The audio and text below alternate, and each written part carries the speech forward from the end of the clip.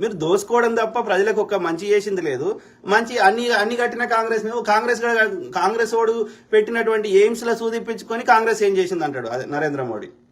కాంగ్రెస్ వాడు పెట్టిన అన్ని కంపెనీలు అమ్ముకుంటే ఎల్ఐసీలు బిఎస్ఎన్ఎల్ కాంగ్రెస్ ఏం చేసింది అంటాడు. ఏమన్నా దిమాకుందారా మీకు?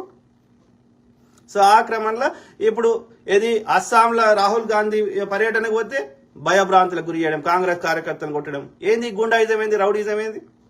ఎవరైనా ఉత్తర భారతదేశంలో వాళ్ళ మతానికి సంబంధించి వాళ్ళు ప్రార్థనలు చేస్తే గొడవలు చేయడం అంటే ప్రజా సమస్యలు ముఖ్యం కాదురా. ఏం మాట్లాడుతున్నావు అంటే ఇప్పుడు నరేంద్ర మోడీ విదేశాలకు పోతే, అమెరికా పోతే వాళ్ళు కంపల్సరీగా చర్చిలో ప్రార్థన చేయమని వాళ్ళు వీని కొట్టాలన్నా నరేంద్ర మోడీ కానీ? లేకపోతే దుబాయ్ పోతే వీని మసీదులో కంపల్సరీ ప్రార్థన చేయాలని నరేంద్ర మోడీని చెప్పుతూ వాళ్ళు కొట్టాలన్నా వాళ్ళు? ఎవరికి నచ్చినట్టు వాళ్ళు ఉంటారు. ఎవరికి ఇష్టమైన బిలీఫ్ సిస్టమ్ వాళ్ళది ఉంటుంది. అది కాదు కదా, అది దానికోసం కాదు కదా ప్రధాని అయింది. పొద్దుగాలు వేస్తే ప్రజల మధ్యలో గొడవలు పెట్టాల్సిన అవసరం ఏంది? అందరికీ ప్రధాని కదా నరేంద్ర మోడీ, ముస్లింలకి క్రిస్టియన్లకి అందరికీ. అట్లా జగన్ గాడు ఏం చేసిండ్రా ఆంధ్రప్రదేశ్కి? వాడు చేసింది లేదు, పీకింది లేదు. వాడు వచ్చిన 5 ఏళ్లకే 10 లక్షల కోట్లు అప్పు చేసిండు. ఏం చేసిండు జగన్మోహన్ రెడ్డి ఆంధ్రప్రదేశ్కి? అవును, ప్రతి పార్టీకి వాళ్ళకి హక్కు ఉంటుంది. షర్మిల ఎవర్రా? షర్మిలను అంత ఘోరంగా తిడుతున్నారు వైసీపీ కుక్కలు, వైసీపీ సంబంధించిన గాడిద కొడుకులు షర్మిలను అంత ఘోరంగా తిడుతున్నారు. అరే మీ నాయకుడు అని చెప్పుకుంటున్న జగన్మోహన్ రెడ్డి గారు ఏ రక్తం పంచుకొని పుట్టిండో అదే రక్తం పంచుకొని పుట్టింది వైఎస్ షర్మిల గారు. అవునా కాదా? ఇదే జగన్మోహన్ రెడ్డి కోసం ఏది వాళ్ళన్న కోటేయమని ఒక ఆడపిల్ల అయ్యుండి కూడా ఇడుపులపాయ నుంచి ఇచ్చాపురం దాకా తిరిగింది. 3000 కిలోమీటర్ల పాదయాత్ర చేసింది ఆడపిల్ల అయ్యుండి. ఆడపిల్లకి కష్టం అంత ఈజీ కాదు. వాళ్ళకి పీరియడ్స్ ఉంటాయి, వాళ్ళకి కండలు ఉండవు, సో వాళ్ళకి ఆ మజిల్ పవర్ ఉండదు, అంత స్ట్రెంగ్త్ ఉండదు. అయినా సరే అన్న కోసం అంత కష్టపడ్డది. మరి అప్పుడు అనలేదేరా మీరు? మీ నాయకుడు మీ జగన్ అన్న జైల్లో ఉంటే మరి ఇదే షర్మిల గారు పాదయాత్ర చేసింది, అన్న కోసం ప్రచారం చేసింది, కష్టపడ్డది కదరా, పార్టీని కాపాడింది కదా, పార్టీ అధికారం రావడానికి తన శాయశక్తిలో కృషి చేసింది కదా. అవన్నీ మర్చిపోయారా వైసీపీ చెత్తనా కొడుకులారా? ఒరే పంచ ప్రభాకర్ గా, ఒసే ఎల్ పని చేసే శ్రీరెడ్డి, ఇడ మొత్తం బట్టలు ఇస్తేనే కదా నేను తన్ని ధర్మేస్తే చెన్నై పోయి బతుకుతున్నావు. నీదో బతుకాయే. అట్లాంటిది నువ్వు కూడా మాట్లాడబడుతుంది. ఒకప్పుడు ఎవర్రా సెలబ్రిటీస్? ఒక ఝాన్సీ లక్ష్మీబాయి, ఒక వీరవనిత యుద్ధం చేసింది, గుర్రపు స్వారీ చేసింది. లేకపోతే ఒక రాణి రుద్రమాదేవి, ఒక ఇందిరాగాంధీ, ఒక కిరణ్ బేడి, ఇలాంటి సెలబ్రిటీస్. ఇప్పుడు ఎవర్రా? ఎంతసేపు ఇక బట్టలు పై మీద బట్టలు ఉంటే వాళ్ళకి అసహ్యం వేసినట్టు పూనం పాండేలు, లేకపోతే శ్రీరెడ్డిలు, ఇంకా లేదంటే ఇప్పుడు ఇన్స్టాగ్రామ్ లో అందరు ఆంటీలు ఈ నడుము ఇప్పుడు స్టార్ట్ చేశారు. గీళ్ళు సెలబ్రిటీస్ ఇవాళ వాళ్ళని ఇంటర్వ్యూలు చేసుడు. చెప్పండి, శ్రీరెడ్డి అనేట ఆమెకి నెత్తి మీద ఏకాన పెడితే చెల్లుతుంది ఆమెకి? ఆమె కష్టపడకుండా వచ్చిన ఒళ్ళు అమ్ముకోవడం తప్ప ఆమె అంతకుమించి ఏమైనా చేయగలుగుతుందా శ్రీరెడ్డి? అది ఎందుకు పనికి రాదనే వాళ్ళ ఇంట్లో దాన్ని దూరం పెట్టారు, సమాజం దూరం పెట్టింది. అది వంట చేస్తా అని చెప్పి మొత్తం ఇక బట్టలు ఇప్పుకొని వంట చేస్తున్నది. అది దానికి బట్టలు ఇప్పడం తప్ప ఇంకేమైనా వస్తుంది ఆ శ్రీరెడ్డికి? అట్లాంటిది కూడా తిట్టబట్టే వైఎస్ షర్మిల గారిని. ఇక రోజా అయితే ఇక అది చేయని కార్యక్రమాలు లేవు, ఇక అది కూడా తిట్టబట్టే. అప్పుడు టీడీపీలో ఉండి అప్పుడు రాజశేఖర రెడ్డి గారిని తిట్టింది, ఇప్పుడు వైసీపీలోకి వచ్చి చంద్రబాబు నాయుడు తిట్టింది, ఇప్పుడు షర్మిలని తిడుతుంది. అరే పిచ్చి రోజా, పిచ్చి కొడాలి నానిగా, ఎవర్రా షర్మిల? మీ నాయకుని యొక్క సోదరి. అర్థమైందా? ఐడియాలజీ పార్టీ యొక్క సిద్ధాంతాలే మేము మాట్లాడు. మా జగన్ అన్న అది వీకిండ్ ఇది వీకిండ్ అని చెప్పుకో.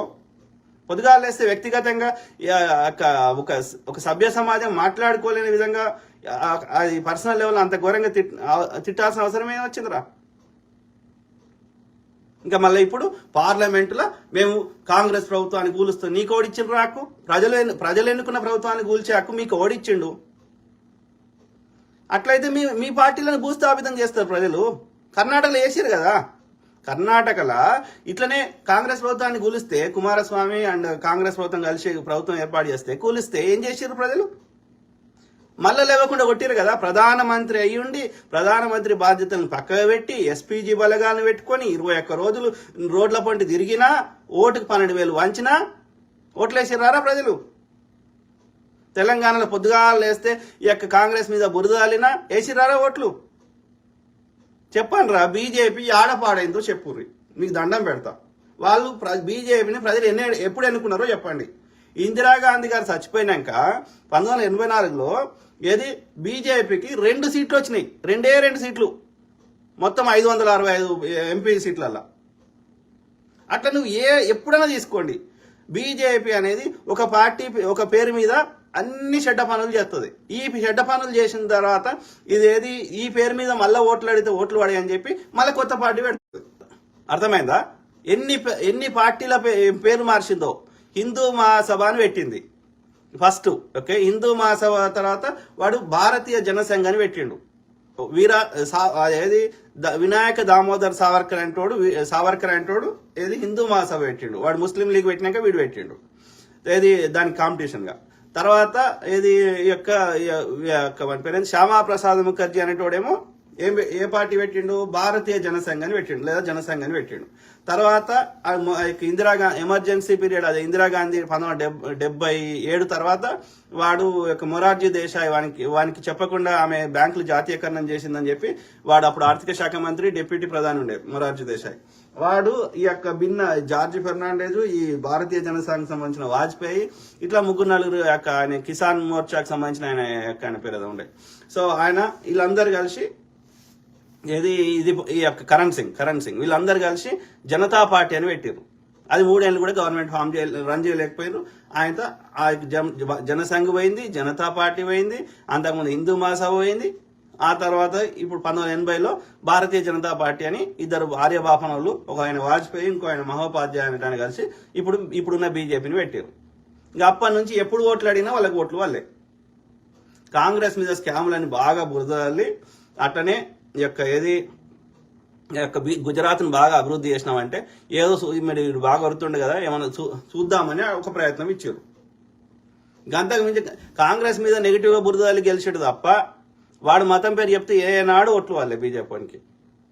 సో అట్లా ఇప్పటికీ మీరు తీసుకోండి, ఇది తెలంగాణలో బీజేపీ లేదు, కనీసం ఒక 10% ఓట్లు కూడా లేవు. అర్థమైందా? అట్లనే తమిళనాడులో అదే పరిస్థితి, కేరళలో అదే పరిస్థితి, కర్ణాటకలో చూసినాం, ఓకే. తర్వాత ఒరిస్సాలో చూసినాం, తర్వాత పంజాబ్లో చూసినాం, తర్వాత ఢిల్లీలో చూసినాం, తర్వాత ఈశాన్య రాష్ట్రాలు అన్నిట్లల్లో 1-2 సీట్లే. అట్లా మీరు బీహార్లో బీజేపీ మెయిన్ పార్టీ కాదు, ఆర్జేడీ అండ్ నితీష్ కుమార్ది జేడీయూ. అట్లా నువ్వు ఏ రాష్ట్రం అన్నా తీసుకోండి,